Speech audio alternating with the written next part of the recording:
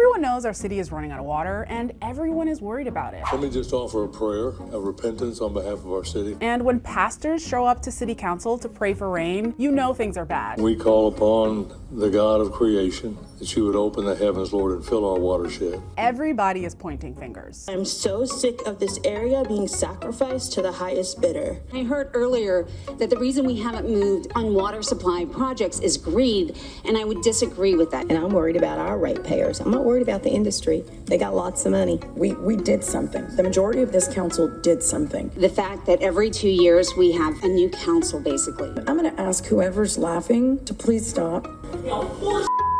If your plan is to come up and attack or to break decorum, you might as well just leave now. Meanwhile, we're on track to hit dangerously low levels of water by November of 2026. What has occurred is there's been a significant lack of inflows into the lakes. None of the options associated with desal in the Inner Harbor would have helped us avoid curtailment because it doesn't deliver in the amount of time that we need it. Which raises one really important question. What happens when there's not enough water to fuel an entire city? Enter the city's drought contingency plan, aka the survival guide to figure out how to keep the water flowing. It's like the Hunger Games, but the arena is your neighborhood and the grand prize is a single drop of water.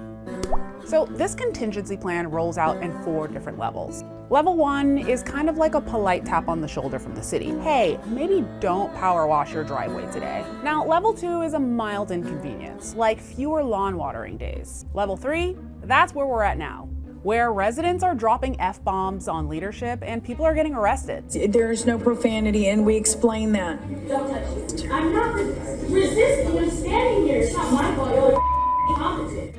During this phase, the entire city must cut water use by 15%. Now, suddenly, businesses are closing. Usually we'd be scheduled 3 or 4 weeks out because of the water restrictions. The phone isn't ringing. The foundations are literally cracking. The extreme dry conditions are affecting home foundations and causing them to shift. And watering your dead grass, that's a criminal offense. In fact, if you violate these water restrictions, you could be slapped with a Class C misdemeanor.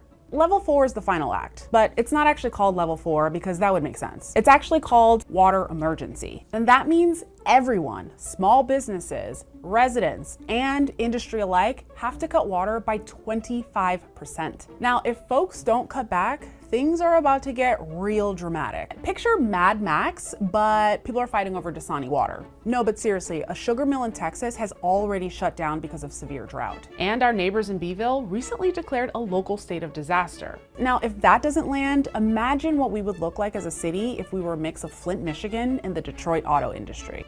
Meanwhile, residents are really tired of being asked to cut back water, while they say the industry just gets a free pass. But industry says cutting back its water use is not the solution that you think it is. If you have to curtail industry, you're losing lots of jobs. And then we've got all of our business partners, right? It's that domino effect. So I spoke to a guy from the industry who works with a lot of these companies. One of the common misunderstandings in the public, and even among leadership, is that there's a dial where you can dial back gracefully. And that's because high volumes of water are needed to process, wash, cool, and even transport goods like petroleum. The refining and cooling process alone uses about 1 to 2 gallons of water for every gallon of fuel produced. If there's an allocation at 25%, some of the plants may have to shut down right away. They don't have the ability to scale back. Now, remember, the port of Corpus Christi is the 3rd largest exporter of crude oil in the entire world. And without water, there's no way to process this natural resource. So without water, there is no oil production. I know they use most of the water, but that's just the way it is. And if we want to grow in economic development, we have to have industry, and we don't want to lose jobs. This is not a movie. We have a choice. Figure out a solution together or stay divided and face real-life consequences. One thing's for sure, that a city running out of water does not look good on its resume. For Chris 6 News, I'm Lea Zora.